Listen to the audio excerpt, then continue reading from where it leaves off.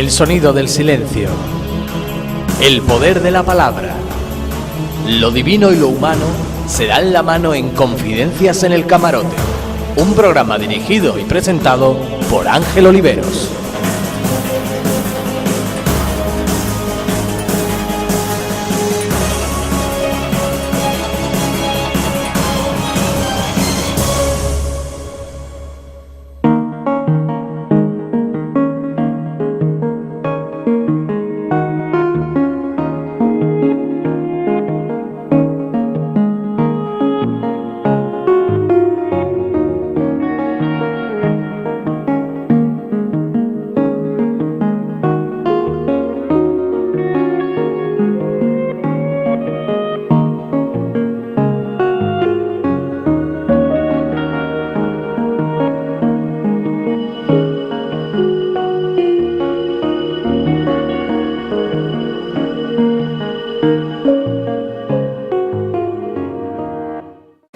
Es una persona que llega fácilmente a explicar lo que piensa, por mucho que improvise.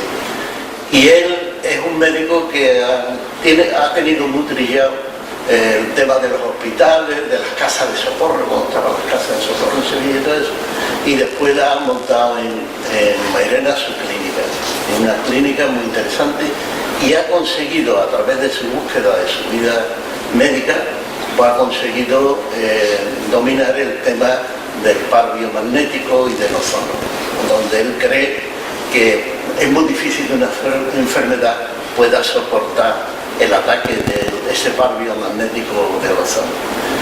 Y bueno, es una persona además muy entrañable. Yo he tenido con él cosas muy importantes de otras personas que me ha atendido perfectamente y es una persona magnífica en su llegada. Hoy él quiere que la entrevista toque un tema que es provocador y pudiéramos decir que es contundente. La salud está en tus manos.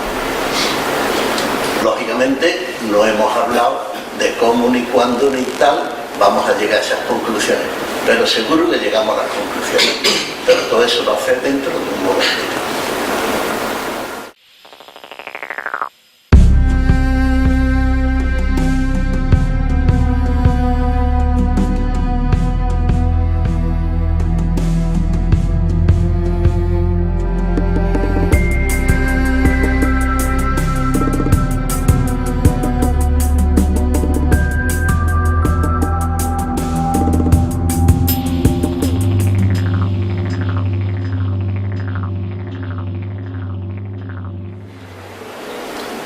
Bien, pues queridas amigas y amigos, estamos en Confidencias en el Camarote y bueno, como siempre, estos programas intentamos que sirvan para que circulen las ideas, para que corran las ideas y para que las personas puedan encontrar algo que le pueda llevar a un destino distinto, un destino que sea más agradable que el que tenemos en este momento. Y ahí llegaremos si somos capaces de encontrar ideas y cosas que nos hagan cambiar en nuestra vida. Amigo Salvador. Buenas noches. ¿Qué tal? Muy bien. Aquí siempre encantado. Tú sabes que aquí estamos entre amigos. Y además ya te lo he comentado muchas veces que tenéis un grupo precioso, encantador, y aquí se encontramos en casa. Muy bien, eso es verdad. Lo que yo no sé cómo vamos a llegar al final de que la salud está en tus manos. Sí, y además después de que me vas a perdonar un pequeño cambio en el programa, intentaremos llegar ahí. Pero es que hace una semana, cuando tuviste una conferencia muy bonita con una hipótesis que era preciosa, que era el de que si podíamos, a través de la palabra, influir en el ADN. Y la verdad es que la hipótesis era tan bonita que merecía la pena retomar ese tema. Tú te basaste principalmente en temas de los evangelios, de las escrituras, de las enseñanzas de Jesús, interesantes. Y ahí me gustaría darle un poquito otro enfoque, desde el punto de vista de lo que realmente sabemos de la ciencia. ¿Qué sabemos de ese ADN, de dónde venimos, de si podemos influir en él? ¿Qué es? Y vamos a hacer algunas regresiones interesantes que nos puedan divertir ahora durante este ratito que vamos a echar juntos. La verdad es que no sé si lo escucháis.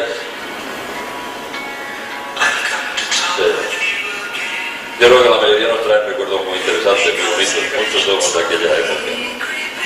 1964.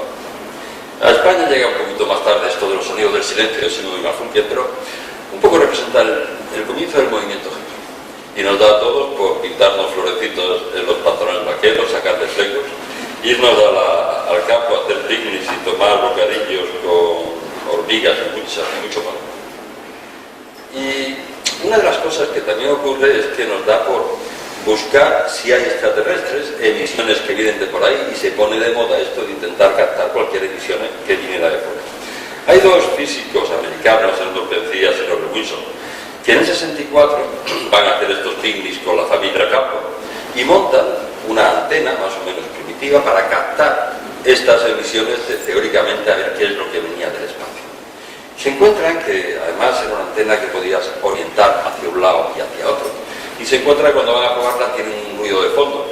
Van a ver el porqué, si son unos palomos que han anidado dentro. Bueno, vuelven al próximo fin de semana al picnic y sigue habiendo este ruido de fondo. Van a ver el porqué, y es porque los palomos han pasado por allí y han dejado plumas. O sea, que al final creo que hicieron arroz con palomo, y hasta que no hicieron arroz con palomo a toda la familia no se solucionó el problema. Pero cuando lo hicieron volvieron y volvió a haber este ruido de fondo. Y empiezan a darle vueltas a ver qué podía ser, porque además lo enfocaran de donde lo enfocaran siempre era el mismo ruido. Y entonces al final llegan a la conclusión que es la radiación, lo que llaman radiación cósmica de microondas, que dicen que es el eco fosilizado del Big Bang. Ese eco que todavía queda del Big Bang. La verdad es que la comunidad científica tardó 14 años en darle la razón, pero en el 78 le dan el premio Nobel, porque reconocen que era el eco fosilizado del Big Bang. Se despierta un interés muy grande por un poquito saber algo más de esto. Se envían dos naves desde la NASA, la Cove y la Wilkinson, y al final en el 2013 la Agencia Europea del Espacio manda el telescopio espacial Planck, que es el que nos da ya una imagen más nítida de cómo era el universo cuando nació. Estamos hablando de un universo que tenía solamente 360.000 años. Hay un magma de sustancia que todavía se está empezando a formar la materia. Los primeros electrones empiezan a dar las primeras órbitas estables alrededor de los núcleos, y hay un magma incandescente que lo inunda todo.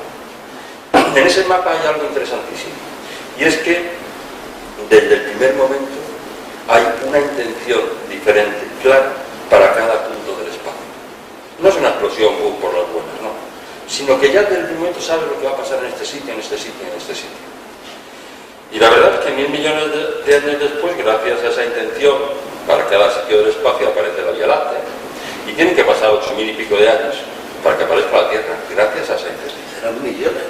4.500 millones, 4.600 millones de años tiene la Tierra, 13.700 desde el Big Bang primitivo, cerca de 9.000 millones de años.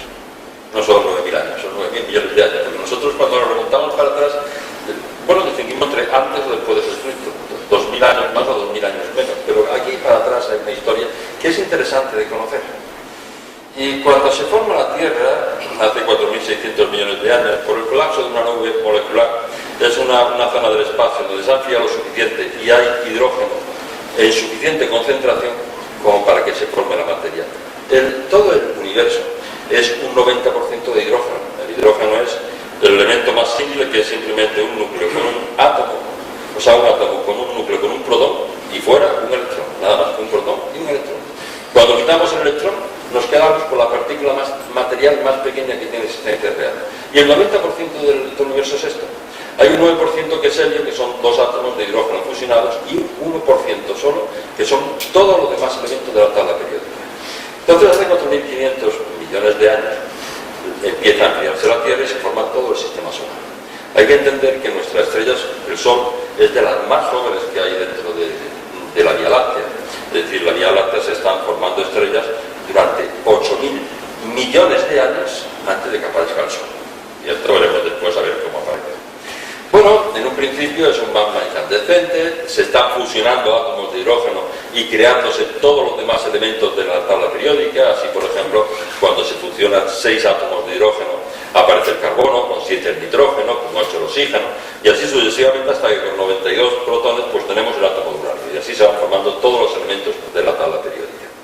Ahí empiezan ya después a haber algunas cosas que son combinaciones entre ellos, y eso es muy curioso, porque hay ideas magistrales, como cuando el hidrógeno le da por combinarse con el carbono y sale toda la química orgánica. Tenemos que, indudablemente, entender una intencionalidad, que cuando lleguemos a ver lo que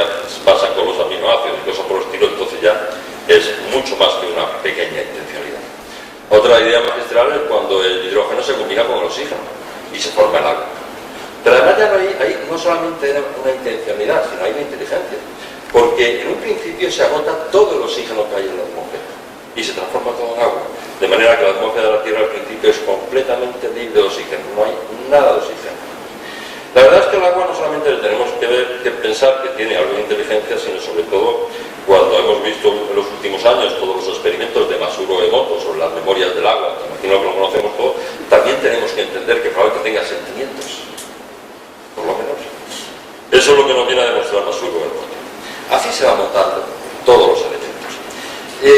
Se tarda 600 millones de años, hasta el año 3000, hace 3.900 millones de años, no se separan las tierras del agua.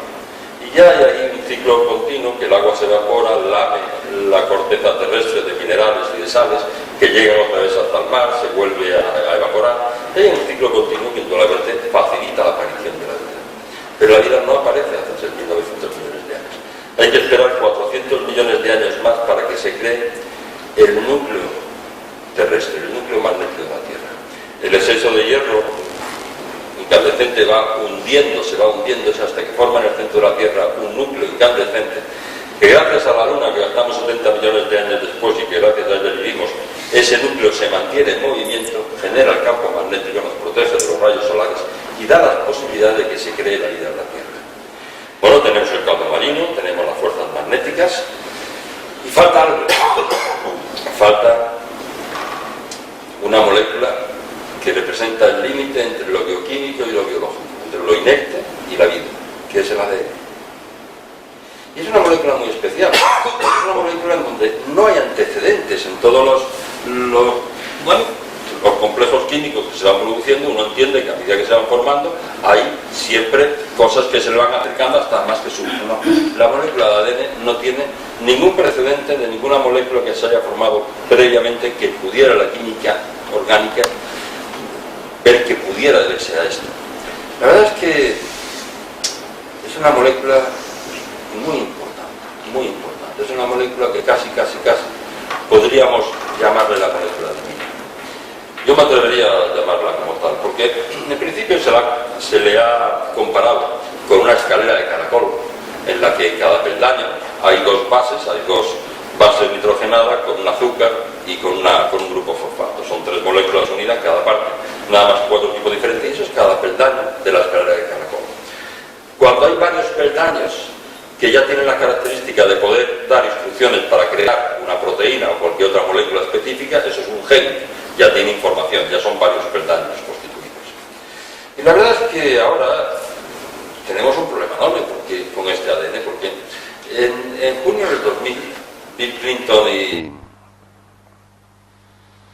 y Blair, el inglés, anuncian que ya el proyecto ENCODE había descifrado el ADN, que ya sabíamos todo del ADN, que eran 30.000 genes y que ya podíamos descifrar para qué servía cada uno.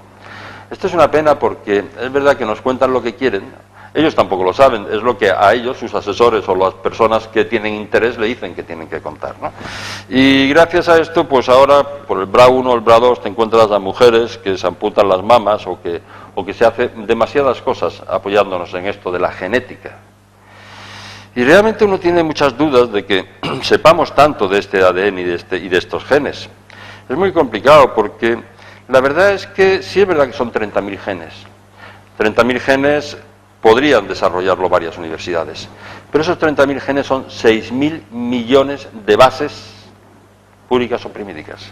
Y estos 6.000 millones, cada una, con una base nitrogenada, un azúcar y un grupo fosfato, y cualquiera de sus átomos de estos podría cambiar el significado de todo. Hombre, que alguien se aprenda los 6.000 millones de bases, ya a uno le cuesta un poquito de más trabajo. Pero hace un año, leía un artículo de la UPO, de la Universidad Pablo Olavide, muy interesante, sobre lo del proyecto ENCODE, que decía que lo único que había servido para ver lo poco que realmente sabíamos del ADN.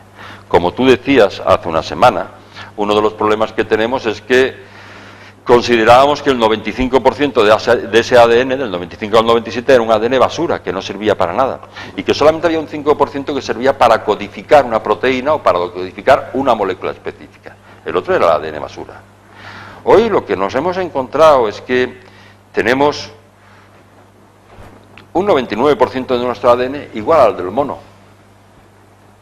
Y nos diferenciamos solamente en un 1%. Pero es mucho más importante porque también hemos encontrado que tenemos un 99% de nuestro ADN igual al del ratón y al del elefante. Y todos los mamíferos tenemos un 99% del ADN en común.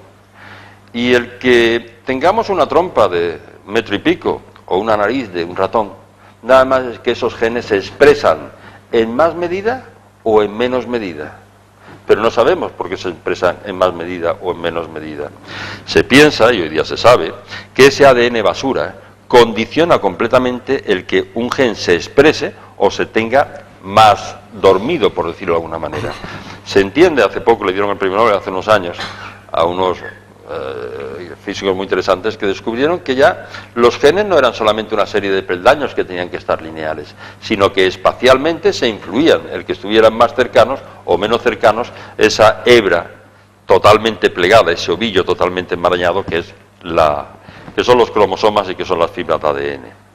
Es decir, realmente hay muchísimas cosas que no sabemos del ADN, muchísimas cosas. Y además hay una persona, Peter Linhart, que en el 2015 le dan el premio Nobel también por hallar algo muy interesante, y es que hasta entonces se consideraba que la molécula de ADN era algo muy estable, muy fijo, muy perdurable en el tiempo, y que gracias a esto había aparecido la vida. Pero lo que comprobó este hombre, y le dieron el premio Nobel por describir todo el sistema enzimático de reparación del ADN, lo que comprobó es que el ADN tiene mutaciones, miles de mutaciones diarias, y de equivocaciones en la réplica, en la reproducción de las bases. Y hay un sistema enzimático que se dedica a encortar estas bases, separar la que está errónea y poner una que es correcta. Cuando nos hablan de todas estas alteraciones que teóricamente están en el ADN para explicarnos el cáncer y para explicarnos muchas mutaciones y cosas por el estilo, no estamos hablando de un error del ADN, estamos hablando de un error de ese sistema enzimático que hay de reparación del ADN, ese que se llama ADN polimerasa, y que son muchas enzimas, no solamente una sola. La verdad es que el problema es que este sistema, que en principio describe Pedro Linhart, escinde todas las bases que no son correctas, pero hay muchas mutaciones que va permitiendo. Ahora vamos a ver que la evolución, a partir de entonces de la vida, ha requerido una plasticidad del ADN y una cantidad de mutaciones impresionantes. Y ese sistema enzimático ha ido permitiendo esas mutaciones. Y sin embargo los caminos erróneos amputaba y ponía uno correcto. Tenemos que entender que hay también una inteligencia dentro de ese sistema reparador del ADN. A mí no me gusta, termino ya, a mí no me gusta hablar del ADN como una escalera de caracol, me gusta hablar como un muelle. Y después vamos a explicar esto del muelle. Muy bien. Vamos a hacer un pequeño paréntesis, pero volvemos enseguida. Bien, queridas amigas y amigos, estamos de nuevo en Confidencia en el Camarote y estamos con nuestro querido amigo el doctor Salvador Gutiérrez. Salvador, estamos en una clase de física que no veas. No, estamos en una clase de que es precioso ver la evolución y analizar muchas cosas de las que nos han ocurrido. Somos producto de eso.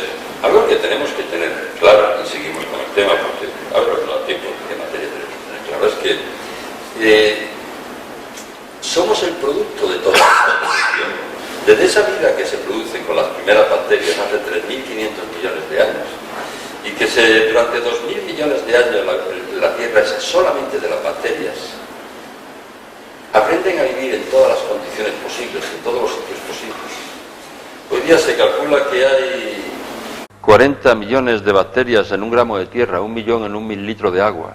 Se considera que el peso de las bacterias que hay en la Tierra es mayor que toda la flora, toda la vegetación que existe en el planeta. Y esos son 2.000 millones de años. Y las bacterias van evolucionando a base de mutaciones. A base de mutaciones van adaptándose a vivir en esto, a vivir en esto y a vivir en esto. Hay muchas vías evolutivas que no son positivas, simplemente no van a más, fracasan. Hay muchas pruebas de los fósiles de Diocaria y tal, pues han encontrado, formas pluricelulares hechas con bacterias, con células procariotas sin núcleo, pero fueron formas evolutivas que no crecieron, no fueron a más en la evolución, solamente han ido a más las cosas pues que han ido funcionando mejor. Y a partir de ahí tenemos una plasticidad del ADN bestial para adaptarse a todo lo que nos ha venido. Sí, pensar un poquitín nada más en cuando salen esas plantas del agua y anidan en la tierra y tienen que fortalecer los tallos para no hundirse y aprender a sacar los nutrientes no de la sopa marina, sino de debajo de la tierra, y tener unos tallos suficientemente fuertes y la fotosíntesis es completamente diferente y todo, esa evolución de las plantas, pero fíjate que para que se desarrollen y salgan fuera del mar, necesitan también que se desarrollen al mismo tiempo los insectos, por si no, no se polinizan.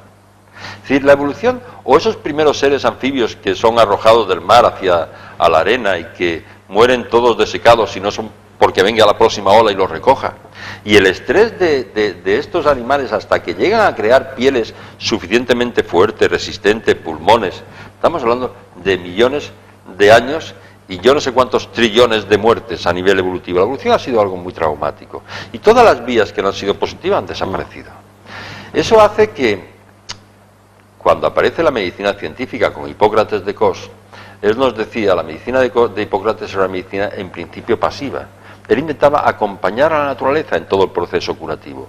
Él decía que el cuerpo, igual que había aprendido a curarse por fuera de cualquier herida y que le había costado, fijaros, los primeros anfibios que al más mínimo arañazo, pues se desecaban enteros por ahí, hasta que aprendimos a cauterizar las heridas con la fibrina y con todas las postillas, esas plaquetas secas que se nos forman.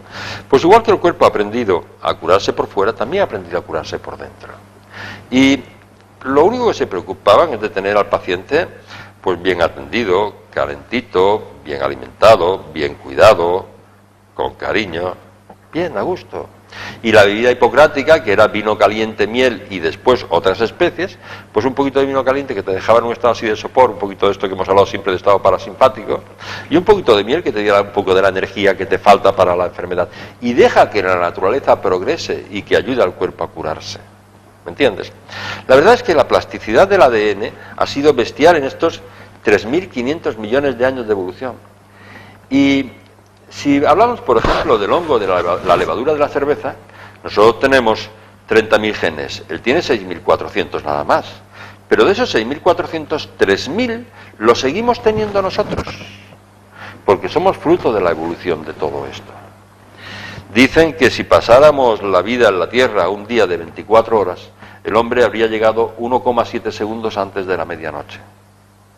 Y cuando hablamos de dónde venimos, nos remontamos a un poquito antes de Cristo, después de Cristo, o si hace 10.000 o 15.000 años, ahí en el desierto de Tassili, en Argelia, vinieron extraterrestres y se mezclaron o no con la especie humana. Venimos de mucho más atrás.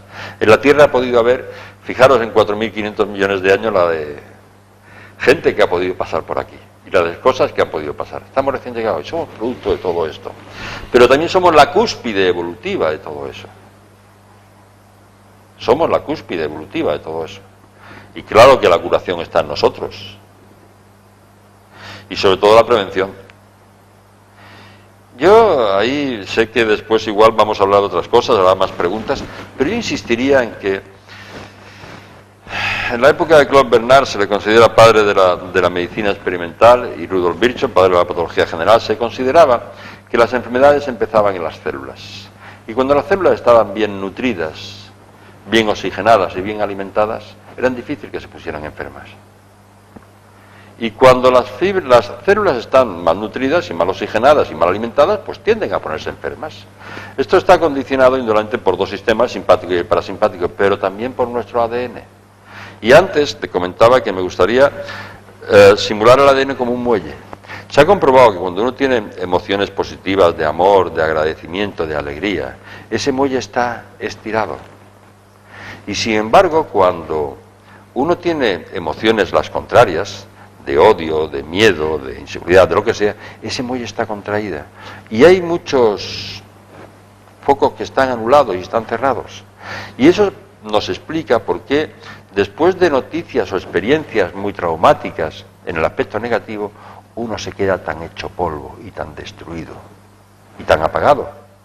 Y sin embargo, lo que es interesante es que cuando esa persona vuelve a experimentar sentimientos de amor, de agradecimiento, de alegría, vuelven a despertar todos esos genes que se habían quedado un poquito obliterados por esto.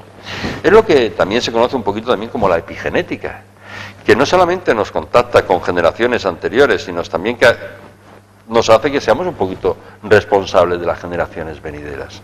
Es decir, la epigenética es, bueno, se ha comprobado, por ejemplo, en los descendientes de estos judíos que tuvieron esa terrible experiencia de los campos de concentración, cómo nietos y bisnietos de ellos siguen teniendo esa traumática experiencia dentro de ellos y tienen que ser tratados por ese estrés. Lo pasamos a nuestros... ese es nuestro ADN, pero sabemos poquísimo del ADN. ¿Por qué se expresa? ¿Por qué no se expresa? Sabemos que reacciona a los sentimientos. Sabemos que si cogen ADN de placenta, que dicen que es el más puro, y lo ponen entre 28 examinadores, que han sido entrenados a la hora de manifestar pues expresiones de odio o de miedo o de lo que sea. Y se ha comprobado que ese ADN de la placenta reacciona a los sentimientos de esos operadores entrenados previamente. Y eran 28 y coincidieron todos.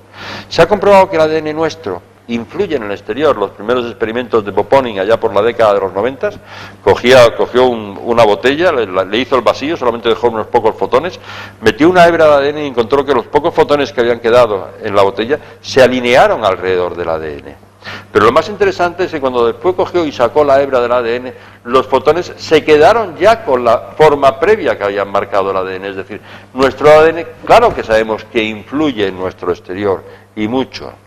En diciembre del 2004 salía un artículo muy interesante en la revista Discovery Salud, al que tú también te referías la semana pasada, en donde decía había unos investigadores, unos científicos rusos que nos decían que las palabras podían influir en el ADN y que lo habían demostrado con una serie de pruebas.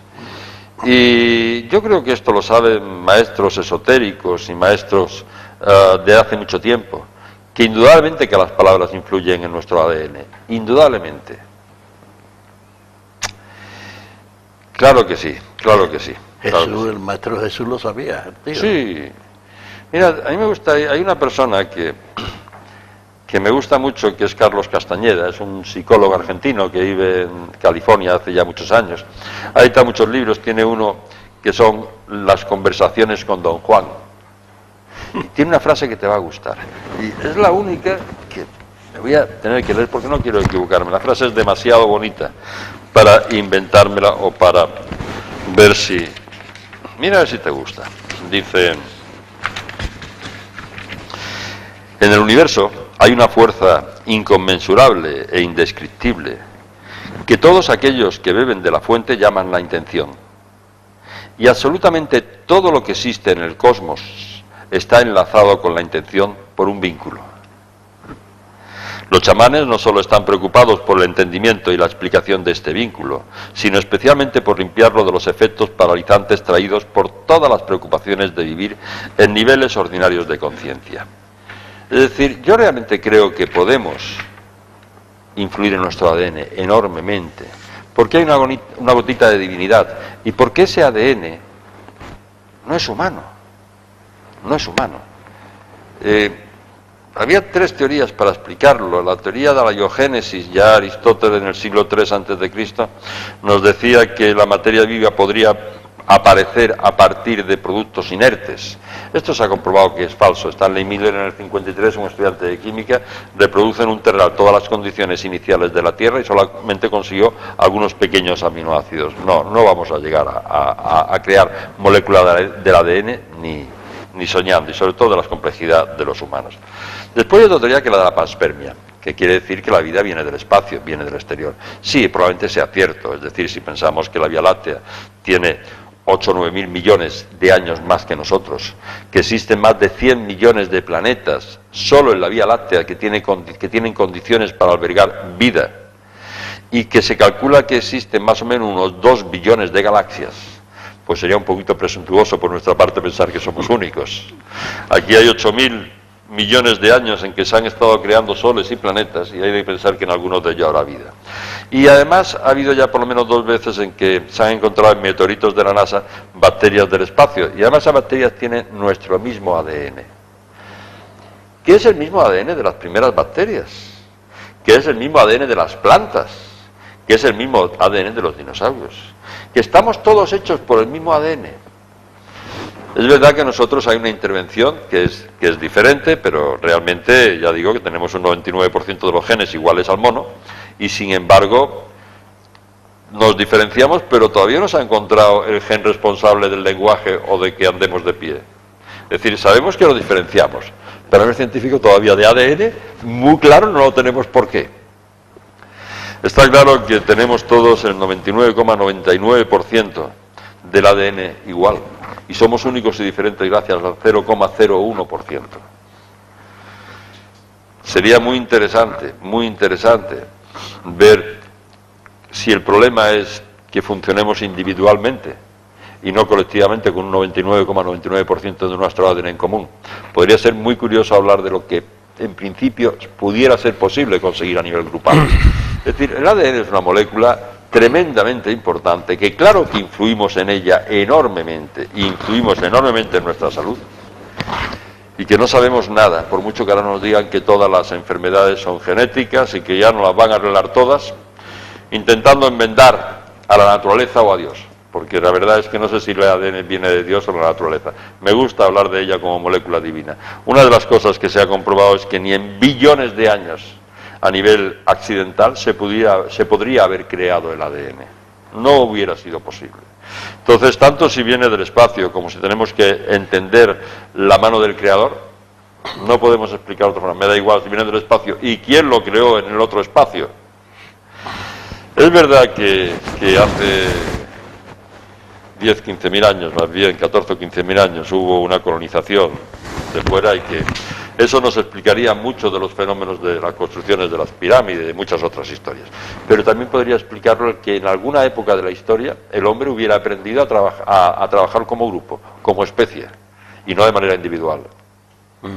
El ADN es una cosa que lo bonito podría ser tener toda la tarde, tomarnos un té y seguir hablando de ADN.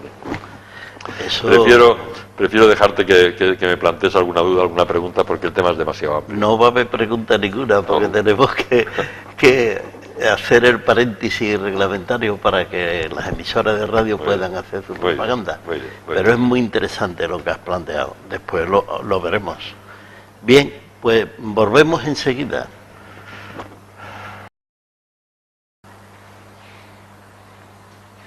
Bien, pues queridas amigas y amigos, estamos de nuevo en Confidencia en el Camarote y estamos tratando con nuestro querido amigo el doctor Salvador Gutiérrez un tema improvisado y además espontáneo, porque hoy teníamos que tratar sobre el tema de la salud está en tus manos, y hemos empezado por el principio, pero eso nos puede llevar a tener varios programas, porque claro, he hecho una descripción de la materia, de cómo se crea la materia y tal, que es fascinante, es extraordinaria. Y además después al final llega a una conclusión que es genial, porque claro, ahí empieza a aparecer algo que tiene un poder grandísimo, y que es la humanidad. Cuando Jesús dice el Padre y yo y la humanidad somos uno, es que ahí está la clave. Ahí está la clave. Ahí está la clave. Y ese tema, ya lo verás, yo me voy a dedicar a explicar ese tema, porque yo creo que a primero de año va a haber varios programas que vamos a tratar. Tú sabes que conmigo cuentas para esos temas, porque son muy interesantes. Conmigo cuentas para eso de llegar a decir el 99,9% de los seres humanos tenemos el mismo código genético, sí, está claro, como yo digo algunas veces. No lo voy a decir ahora otra vez. Bueno, lo voy a decir. La célula número 3 del dedo gordo de mi pie no sabe que está trabajando para que nosotros hablemos. De la misma manera que yo no sé que estoy haciendo el programa para una humanidad que tiene millones y millones y millones. Y estoy trabajando para ese cuerpo. Pero a esa conclusión es a la que tenemos que llegar. Totalmente. A esa conclusión. 8.000 millones de individuos, sí, que forman un colectivo, que si algún día intuyeran el potencial que tiene, y no hace falta que sean todos, sino una gran parte de ellos, me temo que sería tremendo el comportarnos como grupo, como especie. Eso tendría un potencial tremendamente interesante de hablarlo un otro día. Pero eso tiene enemigos poderosísimos. Bueno. Poderosísimo. Hombre. Tenemos dos preguntas. Una de Venga. Marisol Pilar.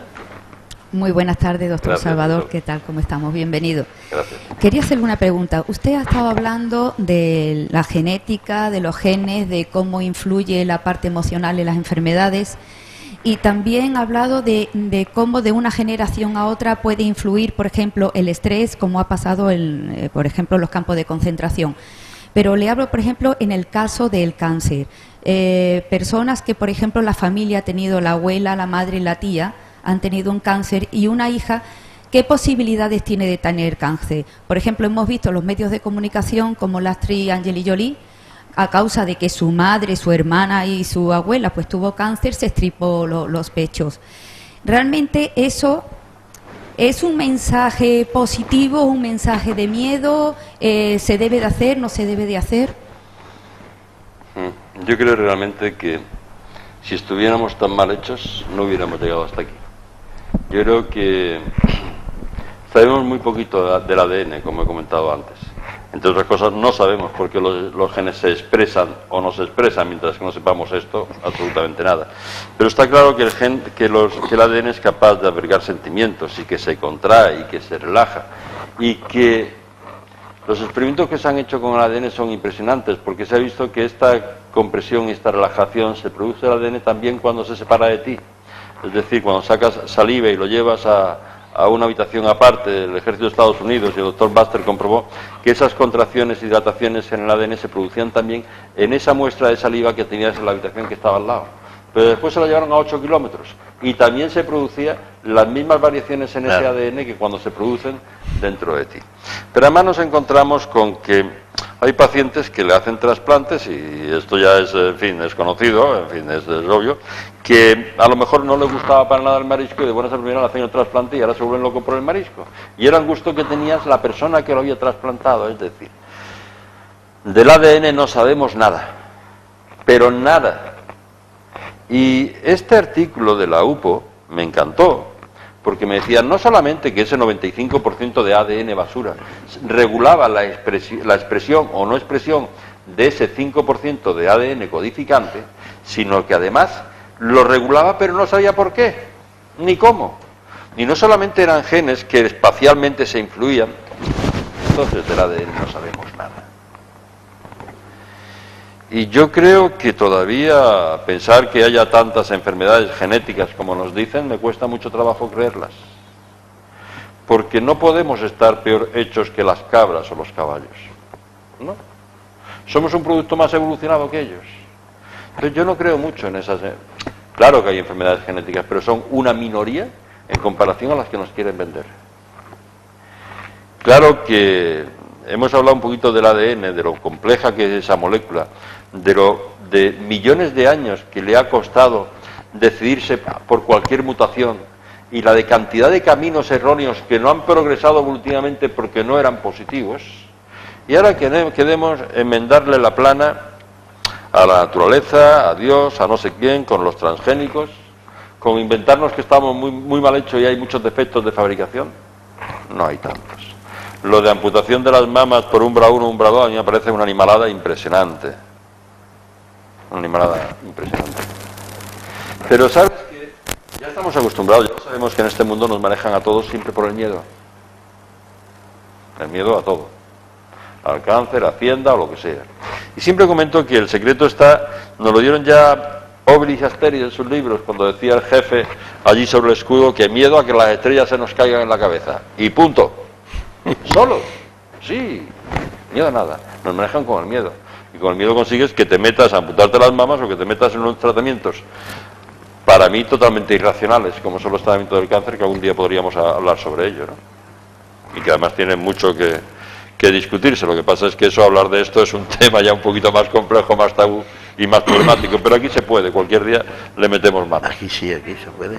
Pero no estamos tan mal hechos, no creo en tantos defectos genéticos, no creo en esto del BRA1 y el BRA2, No creo en nada que me venga por la misma fuente de la industria farmacéutica, que creo que tiene unos intereses crematísticos enormes, y todo lo que sacará será buscando una rentabilidad para crear un protocolo de... Yo en esas cosas no creo. Creo que somos mucho más. Yo voy por el sitio de Ángel, de que tenemos una gotita de divinidad, que podemos influir en nuestro ADN, que probablemente nuestros pensamientos sean las únicas energías libres que hay en el universo, y que si te pones mal, a ver qué es lo que has hecho mal. Pero la solución está en nosotros, no está... Salvador, es que Marisol Pila ha planteado un tema generacional entre la niña y la abuela, que tiene el mismo cuadro. Tienen el mismo cáncer. No sabemos si las mismas infecciones, traumas emocionales o del tipo que sea. Eso no lo hemos investigado. Tenemos una consecuencia, que es el que tiene dos cánceres similares. Eso no quiere decir que sea genético. Eso quiere decir que hay un montón de factores que le pueden afectar a esa persona. Aparte de que yo creo que las causas nunca son una para todos. Es decir, que el trauma emocional o esa antena de tantas mierdas de radiación que tenemos ahora con todo el tema telefonía, igual la tiene encima. No lo sé. Hay algo que le ha condicionado que tengan dos cánceres similares. Si yo creo que eso puede ser por un motivo genético, yo particularmente creo que no.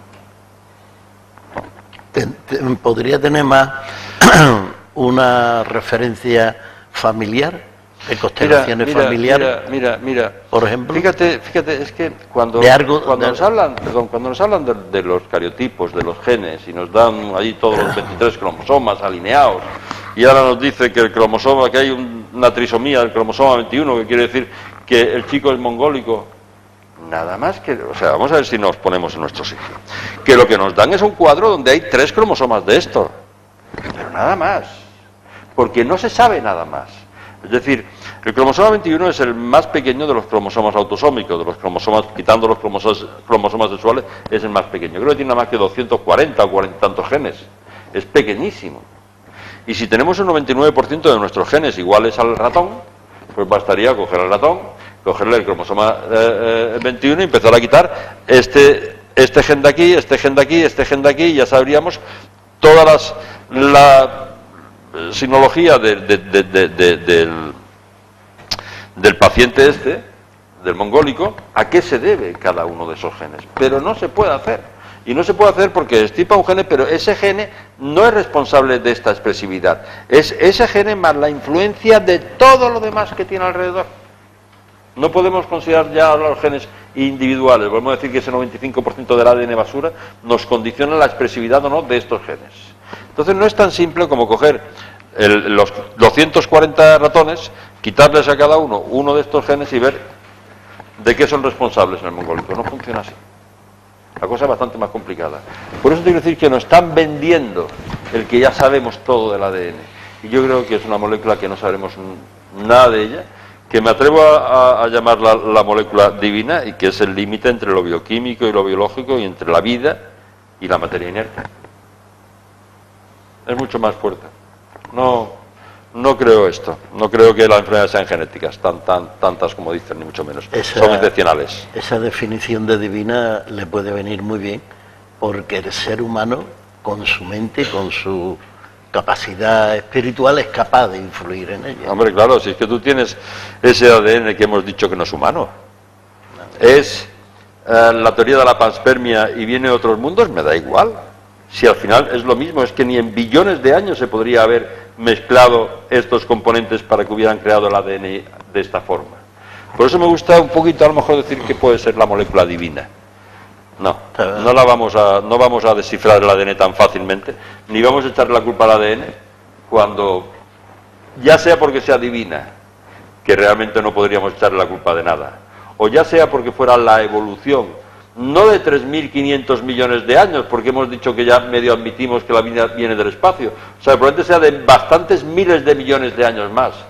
Pues démosle un poquito bueno, esto que decían antes en la mili, que esto es un grado, no la veteranía es un grado, démosle el grado de la veteranía, que son muchos miles de millones de años para haber llegado hasta aquí, en esa evolución del ADN. Y para mí lo que ahora nos están diciendo que ya lo han descifrado, ya no lo van a decir todo, ya... No. Bien. Paco. Salvador, buenas noches. Buenas noches, Paco. He cambiado la pregunta durante durante el programa 18 veces. 6 veces la he cambiado. Porque indudablemente has dado una lección magistral sobre el origen de la vida y realmente pues cuesta un poco trabajo de seguirte, ¿no? Si no está uno más o menos lucho en esto. Entonces, siguiendo un poco me ha sorprendido, he escuchado con bastante cuando has dicho que las células, el ADN tiene miles de mutaciones diarias, que la célula bien nutrida y oxigenada es salud, digamos. Y entonces, una pregunta práctica para las personas que nos están viendo y escuchando. El pH, que es el termómetro del cuerpo, una célula cancerígena es aquella que se crea más bien en medio ácido que alcalino. ¿Es cierto? Hay una inversión. Es decir, lo que ocurre es que la célula es muy curioso porque dentro de la célula funciona en un pH de 7,0. Y todas las reacciones biológicas que se producen dentro de la célula es en 7,0. Sin embargo, fuera de la célula, el pH es 7,3 a 7,4. Y hay unos mecanismos en la membrana de la célula de transporte activo de iones hacia un lado hacia otro que nos hacen que exista esta diferencia de gradiente eléctrico entre el interior y el exterior. En la célula cancerígena se invierte. Es decir, en principio la célula en su interior se vuelve alcalino y en su exterior se vuelve muy ácido. Y esa inversión de estas probabilidades se producen por unas alteraciones que está muy clara que se producen en la membrana celular, que se producen principalmente cuando empezamos a metabolizar el azúcar sin oxígeno, de forma anaeróbica, que producimos 20 veces menos energía. Y esos transportes iónicos que hay a través de la membrana celular consumen energía, y de una manera ya no tenemos energía. Y empieza a haber un montón de alteraciones en todo estas, y se invierte realmente. Entonces, es verdad que el cáncer se produce siempre en cuerpos muy ácidos, pero el interior de la célula se vuelve muy alcalino y se dilata, porque la alcalosis siempre ensancha la materia. Y al dilatarse esa membrana, se producen muchas alteraciones. Entonces, al final, sí, si no hay un cuerpo ácido, no hay cáncer. Los veganos no saben lo que es el cáncer. Gente que se alimenta de verduras y de frutas crudas. Y yo siempre digo, que es lo que más hemos adulterado en los últimos años, el tema de la nutrición, porque antes de que se descubriera el butano y la nevera, ¿cómo se llamaba en aquella época? ¿Odessa? ¿Era la nevera Odessa? Odessa era algo así, ¿no? No me acuerdo. Que las cambiamos las de hielo y ya salieron unas que se enchufaban. Pero antes de que tener estas cosas, ¿cómo sería la alimentación del ser humano? Saldría por la vida a buscarse pues el alimento, cazando, pescando, recolectando, haciendo lo que sea. Y la comida se haría por la noche, que cenaría todo el pueblo, igual que en estos libros de Obelix y Asterix. Llegarían por la tarde, traían la comida, la dejarían allí y se pondrían a hacer cosas. Y durante el día uno no dejaba de comer, porque sabemos cómo es el campo.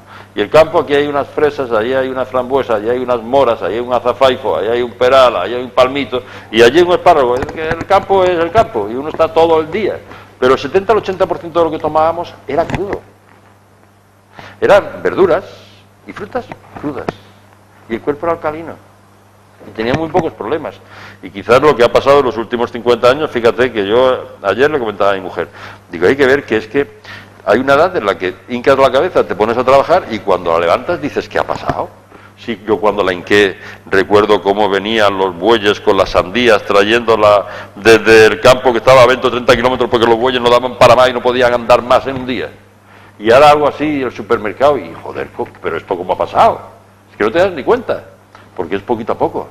Pero la revolución que hemos tenido en 40 o 50 años a nivel de nutrición, no creo que haya habido nada mayor. Y sí, tú llevas razón, que todas las enfermedades se producen en cuerpos ácidos. Ninguna en cuerpos alcalinos. Y que es complicado alcalinizar el cuerpo, ¿eh? Otra cosa es que te diagnostiquen lo que sea, pero vamos, en principio eso es cierto, Paco. Y es el secreto. Salvador, tenemos que terminar. Yo encantado.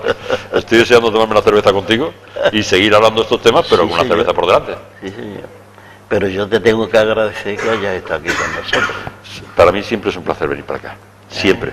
Y además, Ángel, cada vez que quieras y por lo y que quieras. además haber tratado un tema que yo la semana pasada lo traté desde otro ámbito, no del ámbito físico que tú lo has tratado, sino desde el ámbito espiritual, pudiéramos decir. Y yo creo que el ADN tiene mucho que hablar de aquí para adelante, porque yo recuerdo hace 12 años que la revista Año Cero publicó de una resolución de una facultad de un país bajo, de los Países Bajos, que decía que la palabra podía modificar el código verdad, genético. es cierto. Y claro, y eso hace 12 años, pues ahora si tú entras en los rusos a ver cómo van, a ver cómo llevan lo del ADN, pues resulta que eso lo llevan normalmente. Oiga usted, la palabra modifica el código genético. El código genético que hay descubierto es el 3%. El 97% es basura o chatarra. Porque eso no tiene sentido ninguno, porque no puede existir nada que tenga sentido. No puede existir nada que no... Ahí hay un 97% que lo iremos descubriendo. Que a lo mejor está la información de quiénes somos, de dónde venimos, información cósmica, que está dentro de nosotros, oculto dentro de nosotros. Como hay otras cosas Está ocultas. dentro, pero a mí me gustaría terminar un poquito con el comienzo del Evangelio de San Juan, cuando decía aquello de, en principio era la palabra, y la palabra estaba con Dios, y Dios era la palabra. Claro que la palabra es mucho. Cuidémosla porque es la expresión de nuestra conciencia y nuestros pensamientos. Y claro que estamos todos convencidos que puede influir enormemente en el ADN. Ahí está eso. Bueno, pues queridas amigas y amigos, vamos a dar por terminado el programa de hoy. Quiero que sepáis que nosotros todos los años intentamos de hacer 4 programas cara al público. Este es el segundo, ¿eh?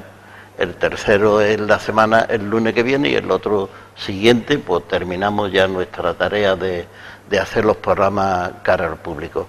Y que estos programas pues son gratis, lo hacemos voluntariamente, gente que ponemos lo que tenemos para que esto salga a la opinión pública. No hay ninguna presión de empresas, ni de conceptos, ni de nada. Aquí somos totalmente libres, hacemos lo que queremos. Y lo que queremos, fundamentalmente lo que yo quiero, que es buscar y es darle a la gente oportunidad de que encuentren cosas. Y por eso está aquí Confidencia en el Camarote. Y tenemos personas como mi querido amigo Juan Prieto, que lleva 10 años haciendo programa con nosotros, pero que hasta la semana pasada no pudo venir a grabar.